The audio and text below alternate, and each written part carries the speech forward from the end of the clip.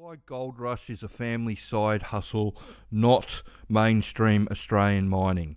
Welcome to Australian Mining for New Starters, and in today's video I just want to talk about people's expectations that have got excavator experience getting into the production mining side of things. And it's been pointed out to me by a few people now that a lot of people, their opinion of mining has been coloured by the series Goldrush and the way that is portrayed on television with the way the gold mining is, and their extensive use of small excavators in their production mining cycle. And I just want to, I'm going to come over to YouTube, and I'm not going to show you this because it'll end up being a YouTube violation, but if you just type in Goldrush Parker's Trails Australia in the Super Pit, in the fourth episode where he comes to Australia, he travels down Western Australia, he stops in and has a look at a small show underground mine that uses an air leg to blast some ore out, but he also stops at the Super Pit and has a look at that and does the blast and all that sort of stuff. Now the excavator that he jumps in when he jumps in the Super Pit, that's the digger job, and that's the top job that you go to, so you've got to go through all the other jobs down there in the pit to get to the digger. So it's not something that you get into straight away, walking straight from one excavator job working in construction to an excavator job in a pit. If it does happen, good on you, but you're going to have everybody that's underneath you thinking that should have been their job. So I don't know how long you're going to last. Now, it's worth watching the seven minutes of the video. He goes through it, and he basically creams himself over it because the size of the Super Pit and the operation that's there just dwarfs what they're doing in Alaska completely. It's just a completely different method of doing it, and at one stage he actually says, it makes our operation look simple. All we have to do is just dig up some rocks and wash them, and that's after he fires it all out and all that sort of stuff. But the thing is that what you see on television in Goldrush, people in Australia still do that, but they're small, normally family-run operations. They're not the commercial mining that everybody's looking to get into. The commercial mining side, like the Super Pit, that's a different sort of mining, and you've got to know how they do that. And one of the big things of understanding it is what the different jobs are and the pecking order of the jobs. And you do not start at the top, and unfortunately the excavator role in the pit is the top job. It's the one that gets paid all the money.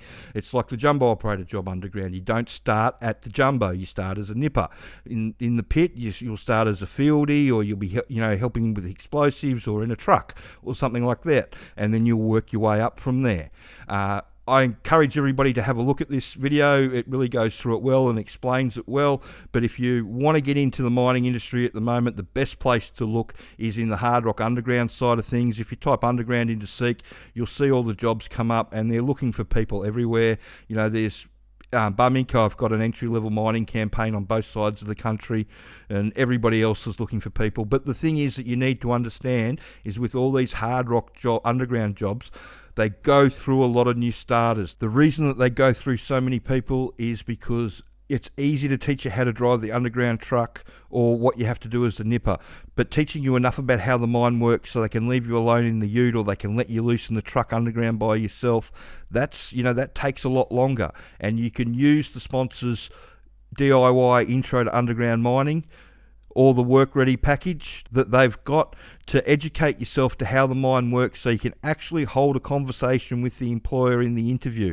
And it allows you to put the training on your resume, and that ticks all the boxes with the employers. It flags all the key words. They want people that know about scaling. They want people that know about watering down. They want people that know how to put polypipe together and what ventilation is and how that works. They want people that can do all that sort of stuff, and they need those skills. And if you can show them that you understand what's going on and use the correct terminology, then you've got something to offer them. Because when they grab somebody that's done the training, generally, they're up to speed in 3 or 4 weeks, opposed to the 2 or 3 months it normally takes when people go in green. And without the huge turnover, while we still get people that fail, that's got more to do with blowing up breathalyzers than anything else, unfortunately. So, yeah, if you want into the industry, then don't worry about Goldrush. Actually have a look at how we mine in Australia commercially, what mainstream mining is. If you're concentrating on things like Goldrush, then, you know, go and get yourself an excavator and go and get yourself a lease. There's heaps of places around Kalgoorlie and all the way up to Laverton and in Victoria, and anybody that's seen the Aussie Gold Hunters version of it, you'll know what I'm talking about. There's stuff all over the place. But again, those shows, they're all small shows, and it's generally a family operation. So if you want to get into mainstream mining, educate yourself to how mainstream mining works. So I hope you found that information helpful, and if you could share it around and like and subscribe to the channel. Thanks.